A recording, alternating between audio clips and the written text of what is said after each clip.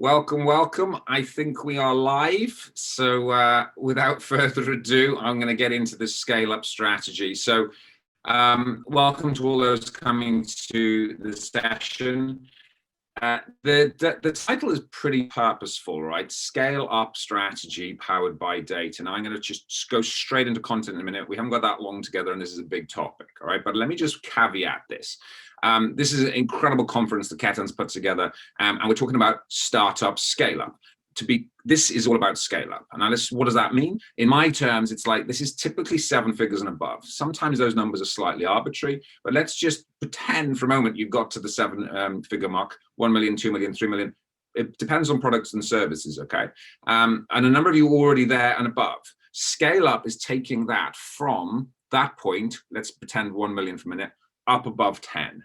That's a big scale up space. And that's the one I'm going to address today because it's the relevant one to most of the people on this call. Now, some of you are aspiring to get into there. Great, we'll get you ready. So when you come there, you'll have this insight early. Those are some already there. We've got some work to do to get beyond 10.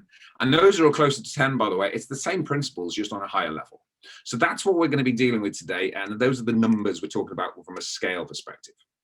So let's get straight into it, shall we? Just get the clicker ready and we are off. So first of all, what does this mean, right? Because we can talk about strategy and scale in so many different contexts, and we can talk about marketing or sales, etc. The first thing we've got to get right here is what's the mindset around scale? And what we have found working with hundreds and thousands of businesses around the world is the first thing we need in order to scale, in order to be prepared to scale, is certainty. Now, in the early days of startup, we need hope. By the way, we still need more hope in the nows, right? But as we move up the tree, a lot of the reason people don't scale is because they don't know what to do next. They're uncertain. Actually, all of the certainty they had in the 6-figure and early 7-figure businesses evaporates because they suddenly find the way in that they don't know what they don't know right now. And that's very relevant as we move up the tree.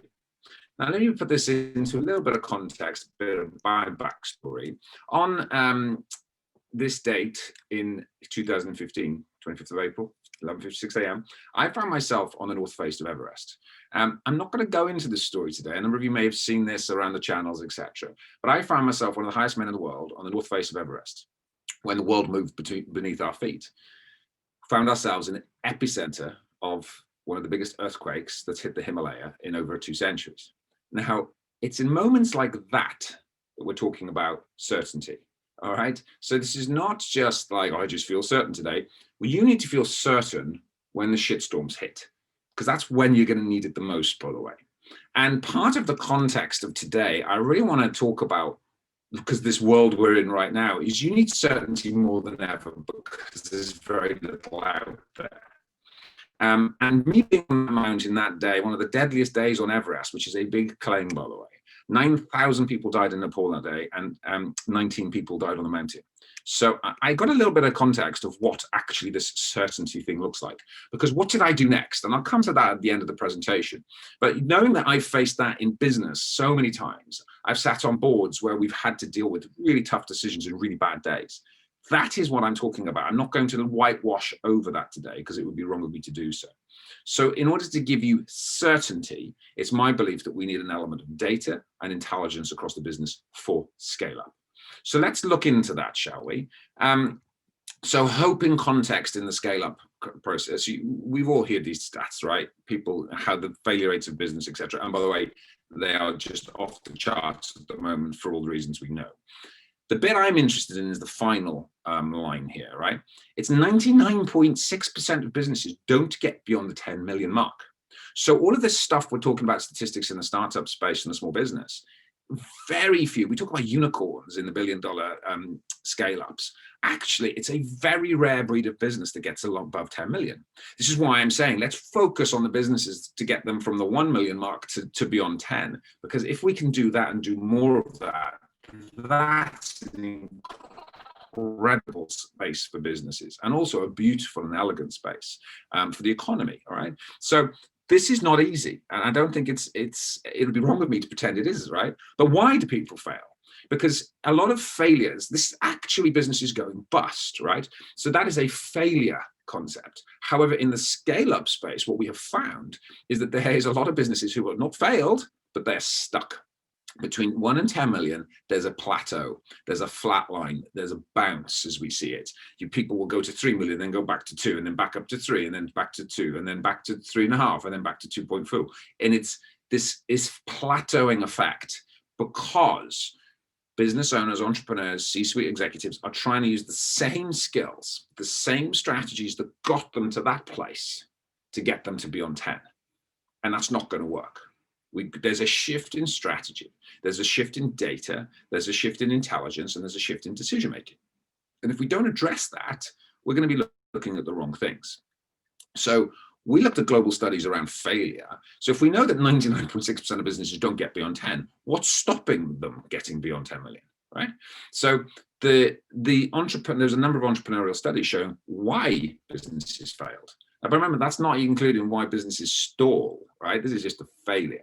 And 46% came from incompetence, not knowing what you don't know for the next level, and 30% came from unbalanced experience.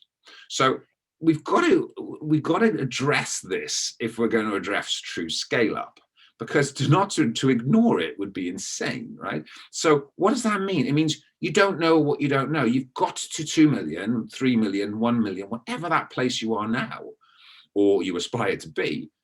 You just don't know what you don't know for the next break. Now, equally, that also comes into context of function. So typically your background would be marketing, sales, operations, cash, or talent. Most business owners are biased towards tech, i.e. the technical operations of the business.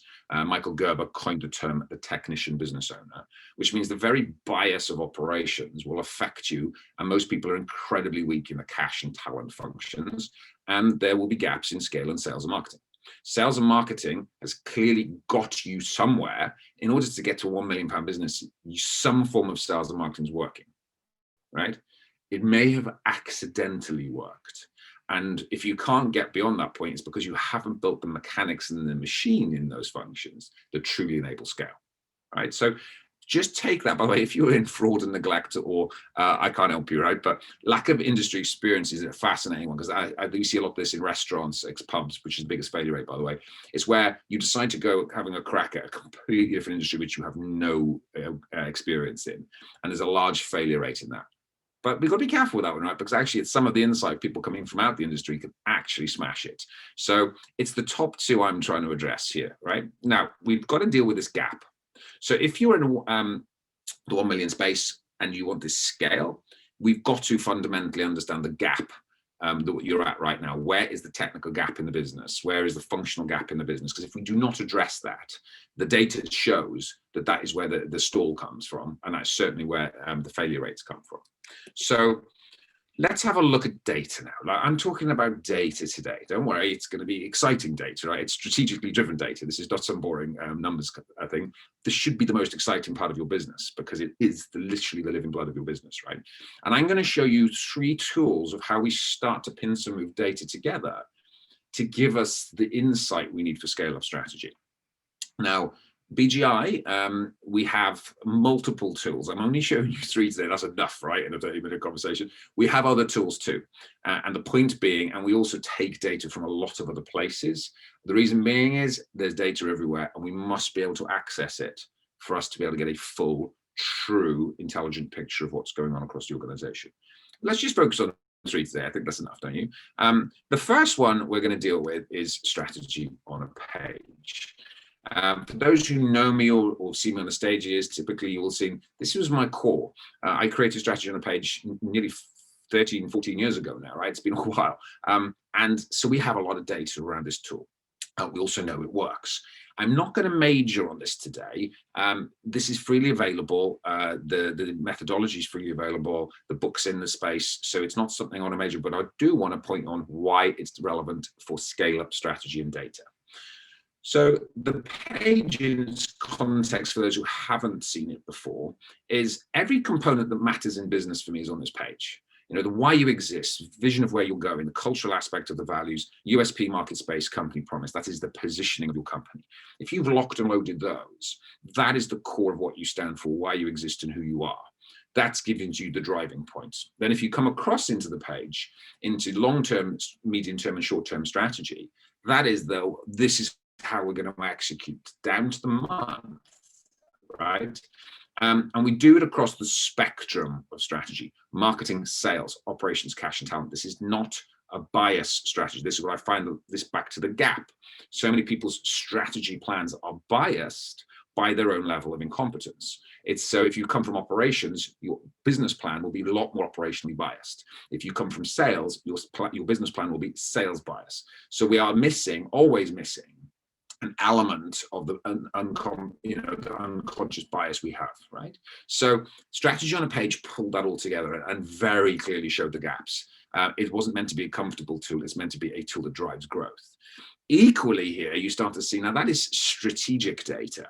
That is more qualitative data coming out of the page, down to the key actions. That is every single month, what matters in this business strategically, and across all functions of the business. So we're actually gathering quite fascinating qualitative insight, right? Now move up to the top of the page, and now we've got the indicators, business growth indicators. We've got long-term, medium-term, and short-term. See, the numbers match up to the strategic action. And now we're really starting to measure what matters across all functions of the business, again, at the highest level. So strategy on a page, by default, over the last 14 years, has been gathering data insight to drive scale-up strategy. Now, as a result of that, we've got a lot of data on this, right? And also we know it works. So I'm going to show you a little bit of what that's told us, but I'm also going to show you why this, if you just, by the way, for those who are new to this and go, this is the place to start. For those who are like, yeah, I think I got some of this, Deri, great, because now we start to bolt in other tools to bring different layers of intelligence to your business. So let's move into what that looks like. Now, we're very blessed because we've been around for a while, right? So we know our results work. So 860% further growth through the BGI client base. Now, you will see these statistics because we've got the data to prove them, right? But why is the question?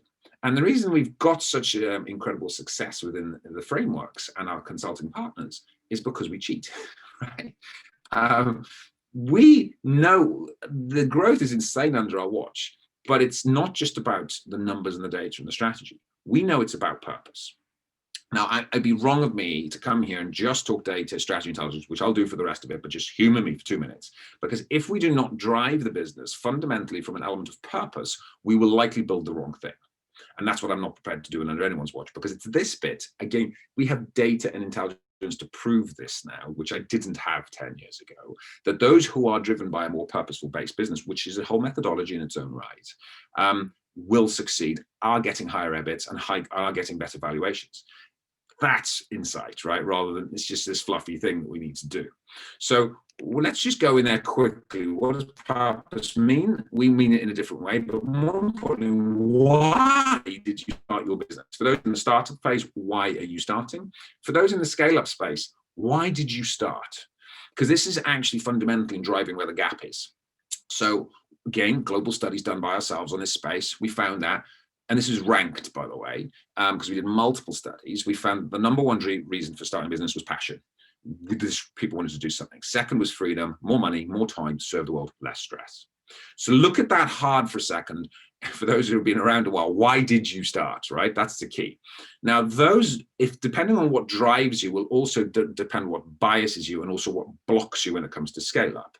So again, why scale? Now, we don't have the data quite yet, but we're gathering it. And here's what we're seeing so far. The reason for starting is not the reason for scaling.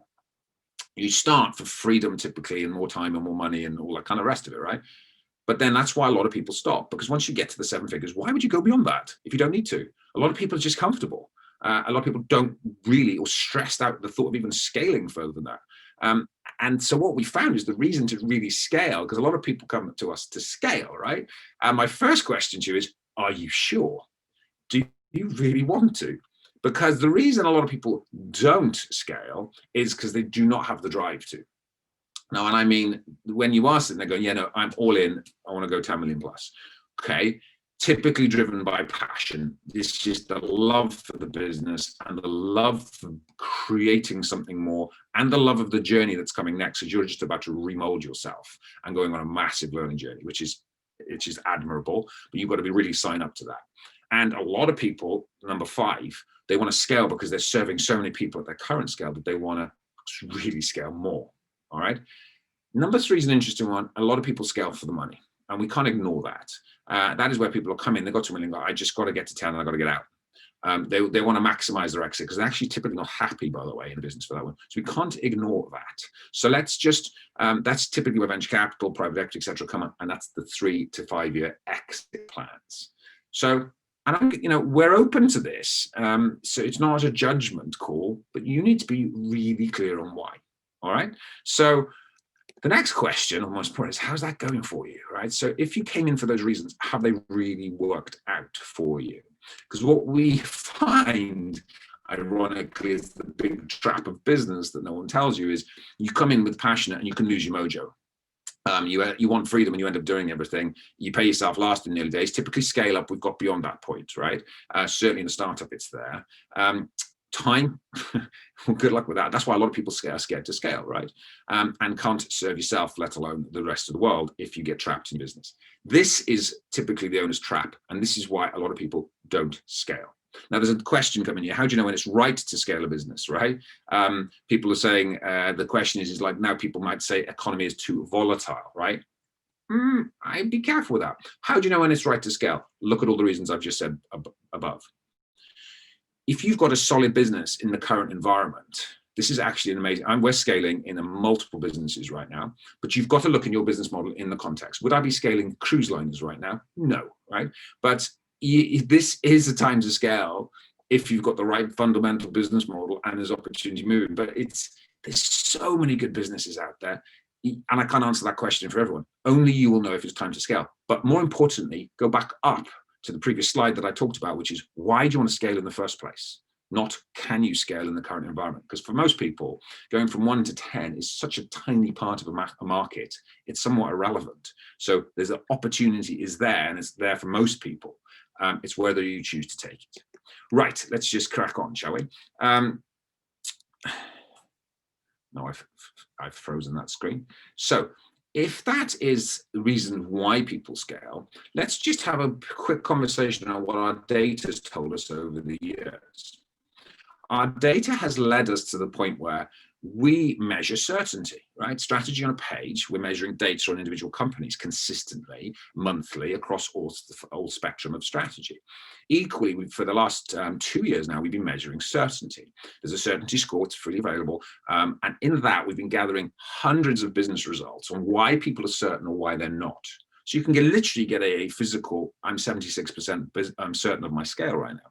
Now, what this has told us over the last few years, and we're still gathering data, and the more data we've got, the better, right?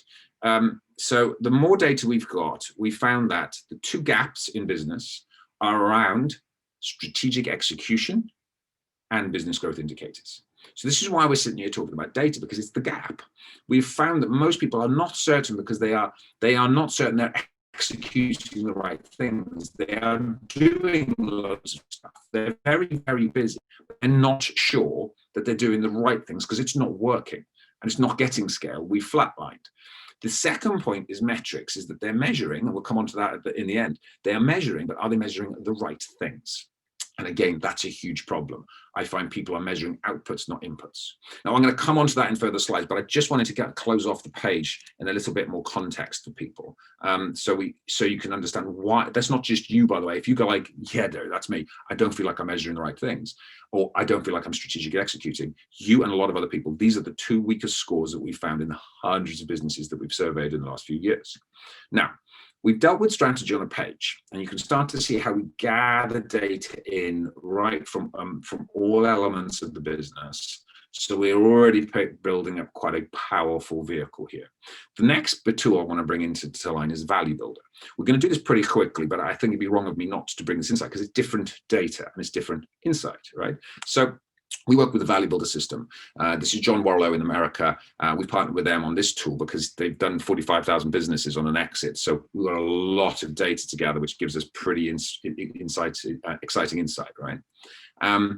They measure across 8 value drivers, and this is scale up. This is about exiting your business. This is about driving value in your business for exit.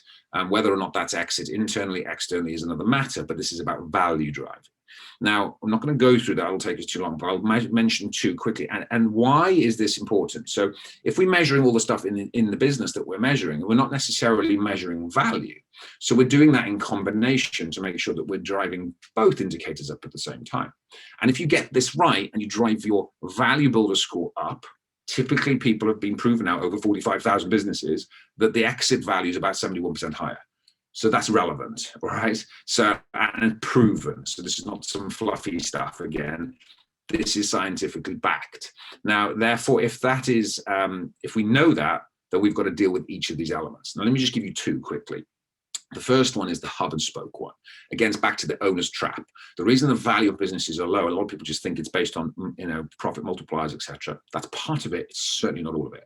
The hub and spoke is you. If the whole business is reliant on you, your value of that business will be very low. In fact, a lot of people, you won't be able to exit, right? So you must deal with you, the trap in the business, and especially as we go through the scale-up journey, because you will be the bottleneck, right? That sounds obvious, and I could go all day long on that topic, right?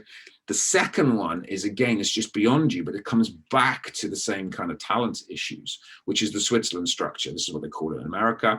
It's about your reliance or your non-reliance on employees, customers, and suppliers.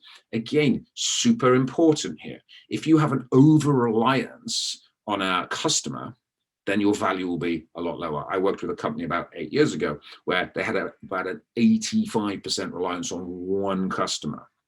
They were a multi-million-pound company, by the way, but that really devalued them. Now, we worked for 3 years to actually increase the value of that customer, i.e. they got even more of that customer, but to diversify and make sure that we built out the customer base around it a lot better. They successfully exited last year at a very good multiplier, and it was because the Switzerland structure was included properly. Equally, this has been very relevant this year. A number of my clients, we diversified supply chain because I'd never want to be over-reliant on a supplier. And a couple of my larger clients, some of these are 10 million plus, they were over-reliant. One of them had a 72% reliance on one Chinese supply chain. We worked to reduce that reliance over the years. Oh boy, did that pay benefits this year, because as soon as the COVID hit and the China supply chain got smashed, then we were able to divert supplies from elsewhere. Useful. So this is an important part of value, and it's something we all really need to understand. Now, I won't go much further on that, but I hope you start to see the value. Now, if you start to bring data and insight from strategic execution in a qualitative way and in a quantitative way of what's the results on a monthly basis, and you start to bring together value building data of what's truly driving value in the company and measuring that consistently, now we're really in the scale-up space and measuring the right things. But let's not leave it there, shall we? Should we go a little bit deeper? So the final part is a tool which is fresh on the market from us. You should probably notice we've been slightly off the map for the last 18 months. We've been building Pinpoint. So now Pinpoint is taking data, live data right now, because strategic data, even though we're up to date every single month, is still a bit delayed, right? And as is value data. So we're wanting to gather the best. Now, what we found, again, in the certainty scores, when we've checked it, most people are measuring the wrong things or don't feel certain in their numbers because they feel like they're not getting the insight and intelligence they need, right? And that's because a lot of people are measuring outputs, revenue, profit, EBITDA, EBIT, whatever it may be. It's just an output. Now, we can't influence outputs. We need to influence inputs. This, I find, is the biggest gap, especially for the technician business owner, right? So the inputs is what's happening in the marketing and sales function. Inputs are more future-led. It's looking what's going to happen, what's happening right now, what's going to happen, so we can influence and dial that up and down, right? Mostly up. So if we don't gathering that, and Pinpoint now, we've got the data to be able to pull into strategy on a page and other tools, live data, and new dashboards where we pull APIs live from across the company. Because here's the problem in company in the scale up particularly, right? You can get to £1 million really quite being agile and off the back of a fag packet a lot of the times. to get from 1 to 10, it's data and intelligence driven, and we need to have our fingers on the pulse, because now you've got a lot more. You know, you've got, if you're a £12 million business, you've got to be doing £1 million a month, and you've got to know what's happening in the next 3 months, because you've got a massive overhead to cover to make sure. This is where the stress comes in, right? So if you're aware of this, we've got to pull data from all parts of the company, which is where Pinpoint comes in.